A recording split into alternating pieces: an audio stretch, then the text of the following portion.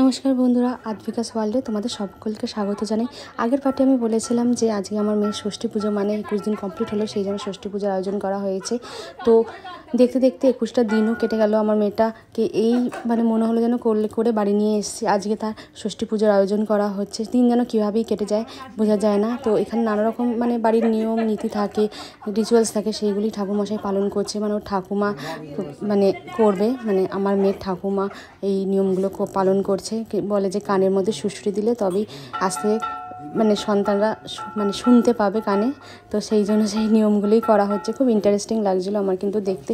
আর আমার মেয়ে যখন বড় হয়ে এগুলো দেখবে তারও অনেক ভালো লাগবে, সেই জন্য এগুলো ক্যাপচার করে রাখছি।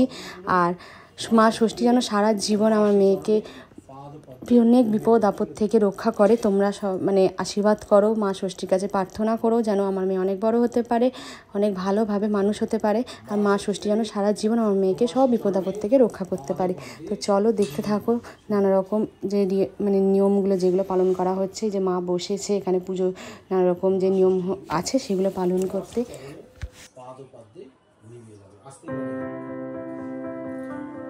এসব বন্ধ